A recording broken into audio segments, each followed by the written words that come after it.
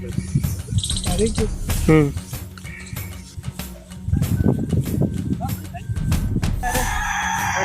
श्रोत्यांनो, काही दिवसापूर्वीच आपण ऑनलाईन येऊन संभाजीनगरमध्ये एक अवलिया माणूस ज्याची कल्पनाही कुणालाच नाही, पण इतक्या संभाजीनगरमध्ये मिटमिट्या भागात डोंगर परिसरामध्ये इतका सुंदर पोल्ट्री फुलवणारा अवलिया माणूस, ज्यांच्या जे मालक आहेत त्या ऑनेस्टी पोल्ट्री फार्मचे मालक आज आपल्यासोबत आहेत. माझ्यासोबत आहेत आमचे मित्र भालेराव सर आणि कॅमेरा घेऊन आहेत रवींद्रजी थोरात. आज आपण या ऑनेस्टी पोल्ट्री फार्मचे मालक यांच्याशी बोलतोय आणि खरं तर मला मित्रांनो खूप अभिमान वाटतोय या माणसाचा, कारण अगदी जुने जाणत्या वयाचे बुजुर्ग माणूस आहेत. त्यांच्या वयाच्या हिशोबाने त्यांचं फिटनेस आणि कमालीचं परफेक्शन पाहून की बिझनेससाठी काय लागतं आणि बिझनेस कसा करावा याच्या टिप्स आज त्याने आम्हाला भालेराव सरांना, रवींद्रजी थोरात यांना व मला दिल्यात. आज आपण भेटतोय या ऑनेस्टी पोल्ट्री फार्मचे खरे मालक. काय नाव सर आपलं? मोहम्मद समउद्दीन सलमान साहेबांना खरंच आज भेटण्याचा आम्हाला वेळ आली आणि आज आपण त्यांच्याशी बोलणार आहोत. कृपा करून आपण रसिकांना आपलं नाव सांगा आणि आपल्या पोल्ट्री फार्मचं नाव सांगा आणि या जागेचं नाव सांगा. मेरा नाम मोहम्मद समीउद्दीन सलमान है। मेरा गोट फार्म और पोल्ट्री फार्म दोनों है। मिटमिटा गट नंबर 61 और बड़े तालाब के नज़दीक है। मेरा फ़ोन नंबर है 9422715097। सर मी काही प्रश्न तुम्हाला विचारू इच्छितो, कारण साहेबांकडे जर पाहिलं तर खूप मोठा अनुभव त्यांच्या चेहऱ्यावरून दिसतो, पण इतका प्रामाणिक माणूस, इतका कष्टाळू माणूस,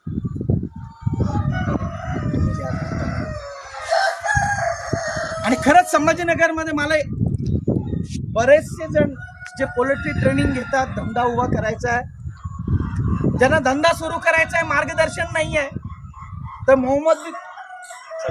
समउद्दीन सलमान साहेबांना त्या धंद्याचा मुळातच गर्व नाही आहे.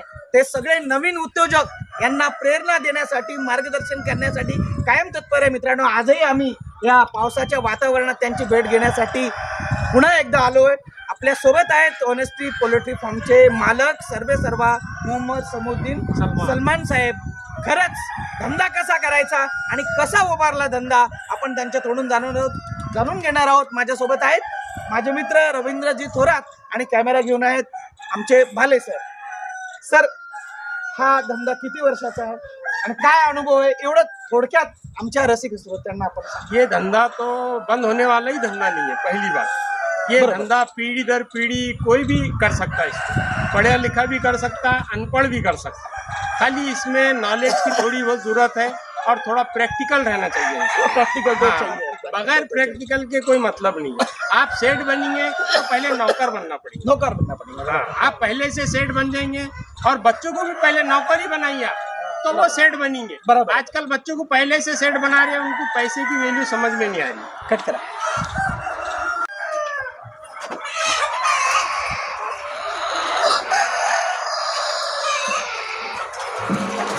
सब आहे ना. खरंच व्यवसाय म्हटलं ना, रिस्क आली मित्रांनो. आणि व्यवसाय जर करायचा, नफा आणि तोटा याचा मेळ करूनच व्यवसाय केला पाहिजे. आणि व्यवसायात असं काही नाही की बाबा व्यवसाय टाकला आणि लगेचच त्याच्यातून पैसे येतील. तुम्हाला थांबावं लागेल, 1 वर्ष वाट पाहावं लागेल आणि 1 वर्षानंतर तुमचा बिझनेस चांगला सेट होणार आहे. थोरात साहेब, आज ऑनेस्टी पोल्ट्रीला तुम्ही व्हिजिट केली, काय वाटलं तुमचा अभिप्राय? पोल्ट्री बघून अतिशय आनंद वाटला. इसमें पक्षी वगैरह स्ट्रॉंग है, परंतु येताना येताना जो रस्ता आहे, या रस्त्यांची थोडी माहिती अडचणीची असल्यामुळे यायला थोडं वेळ बरोबर. सुरुवातीला कारण मी लासूर स्टेशन पासून अवघ्या 35 किलोमीटर अंतरावर असून सुद्धा आम्हाला माहित नव्हतं इथं हा तुमचा व्यवसाय महत्वाचा. इस्रायल भाई, मला तुम्हाला मी विनंती करेल बरं का, मोकळे साहेबांनी ज्यावेळेस त्यांचा व्हिडिओ बघून मी त्यांना विचारलं फोनवर का आपल्या इतकं जवळ पक्षी आणि एवढं सगळं काय आहे, तर आम्हाला आनंद वाटला. ते बघून लगेच 3ऱ्या दिवशी आम्ही तुमच्या पोल्ट्रीला भेट दिली. आम्ही 2 जण जायचा विचार करत होतो भाले सरकारनं. आम्ही परंतु गोंदियाचं कॅन्सल. मित्रांनो, ऑनेस्टली पोल्ट्री फार्मला जर तुम्ही आले तर तुम्हाला लेअर फार्म बऱ्याचशा गोष्टी या ठिकाणी मिळतील. कडकनाथ असेल, ब्लॅक अस्ट्रोलाप असेल, बाकीचे सर्व शेड आहे. पण बाकीच्या शेड विषयी मी आता या ठिकाणी बोलत नाही. लवकरच त्यांचा एक नवीन प्रोजेक्ट या ठिकाणी सुरू होतोय. बऱ्याच व्ह्युअर्सचा, व्यावसायिकांचा मला प्रश्न आहे की ऑनेस्टली पोल्ट्री फार्म नेमकं कुठे आहे? कारण भाले साहेब, तुम्ही मला पहिल्यांदा फोन केला किंवा संभाजीनगरला ऑनेस्टली पोल्ट्री फार्म आहे, पण तो कुठे आहे? नेमकं त्या ऑनेस्टली पोल्ट्री फार्म विषयी तुमचं काय अभिप्राय? तुमचा व्हिडिओ बघितला मी लोक साहेब, त्याच्यानंतर असं वाटलं पण नेमकं हा फॉर्म कोणत्या ठिकाणी आहे आणि याचं लोकेशन कुठं आहे आणि तो रस्ता कुठून हे होतो. नाही, बरोबर आहे. अतिशय महत्वाचा प्रश्न या ठिकाणी भोल्या साहेबांचा आहे. इस्रायल भाई, माझ्या सर्व रसिकांसाठी, व्यावसायिकांसाठी आपण ऑनेस्टली पोल्ट्री फार्मला कसं यायचं तेवढं एकदा शेवटच्या सत्रामध्ये आमच्या रसिक श्रोत्यांना सांगा. अपना जो ऑनेस्टी पोल्ट्री फार्म है, ये अपना जो संभाजी नगर है, जिसका पहले नाम था औरंगाबाद, संभाजी नगर हो गया. तो संभाजी नगर से जो है तो पड़ेगांव के आगे मिटमिटा आता है. जैसा आपको खुलदाबाद रोड को जाती है तो मिटमिटे में जो है तो मिटमिटे के पास से एक सफारी पार्क लगता है. अभी नवापुर चालू सफारी पार्क के पीछे अपना फार्म है. अगर कभी अपन पड़ेगांव में आते तो उसके आगे मिटमिटा लगता. मिटमिटे में सफारी पार्क, ये आयशर का शोरूम रास्ते के ऊपर ही है. तो आयशर के शोरूम से अपन राइट मारे तो सफारी पार्क के पीछे तालाब है, तालाब के पीछे अपना फार्म है. सर्व व्यावसायिकांनी याची नोंद घ्यायची आहे. आणि आपल्या संभाजीनगरला इतका मोठा पोल्ट्री आहे, तुम्ही एकदा प्रत्येक जण या. आणि या ठिकाणी आमचे भाले साहेब आजच ब्लॅक ॲस्ट्रोलॉपची पिलं काही बुक करतायत. सर, तुम्ही पिलरची ऑर्डर देणार आहात? आज ऑर्डर देणार मी. नवीन कस्टमर जोडले गेलेत आणि हे आहेत आपल्यासोबत भाले साहेब, लासूर स्टेशन इथून. माझ्या सर्व सहकाऱ्यांसोबत मी विजयकुमार मोकळे, करंजगावकर, आपल्या सर्वांची रजा घेतो. पुन्हा एकदा भेटू दुसऱ्या सदरात ओळख नव्या व्यावसायिकाची या सदरामध्ये.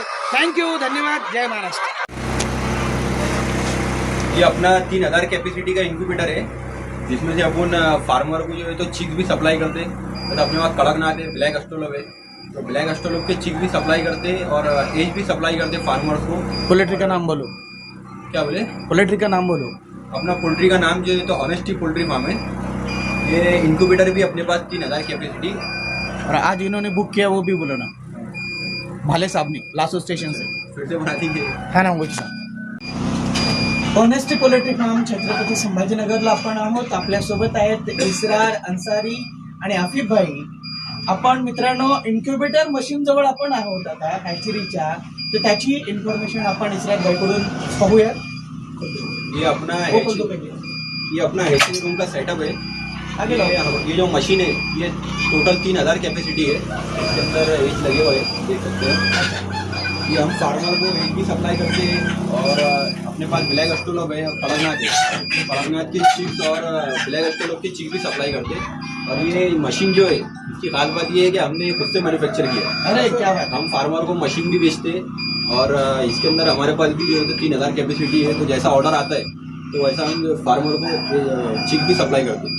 अभी हमारे ये मोगले साहब है, उनके जरिए से जो है तो एक हमारे कस्टमर आए थे जिन्होंने चिक बुक किया है. भाले साहब देख सकते हो, उनसे रिव्यू लेंगे हम. अरे भाले साहब चल कट करत. हमारे कस्टमर फार्म पे आए थे, हमारे भाले साहब, उन्होंने हमारे से चिक भी बुक किए और एक मुर्गी और एक मुर्गा भी लिए. तो इनसे हम रिव्यू जानेंगे कैसा लगा आपको फार्म पे आके. आपके फॉर्म पे आके हमें बहुत ही ये हुआ, बहुत ही अच्छी तुमने डेवलपमेंट की. फॉर्म भी अच्छा है और मुझे ये अस्ट्रोलॉप का जो चिक्स था तो मैंने आपसे आज बुक किया है. मित्रांनो, आपला व्हिडिओ अपलोड झाल्यानंतर महाराष्ट्रभरातून सर्व व्यावसायिकांचा प्रतिसाद आपल्याला मिळतोय. थोरात साहेब देखील आपल्याकडे बुकिंग करणार आहे आणि आज लासूर स्टेशनवरून भाले साहेबांनी आज बुकिंग केलेलं आहे आपल्याकडे. आपणही या ठिकाणी येऊन आपली जी मागणी आहे ती नोंदवू शकता. फक्त कृपा करून बरं का, गुलथापेला बळी न पडता ऑनेस्टी पोल्ट्री फार्मला एकदा अवश्य या. थँक्यू, धन्यवाद.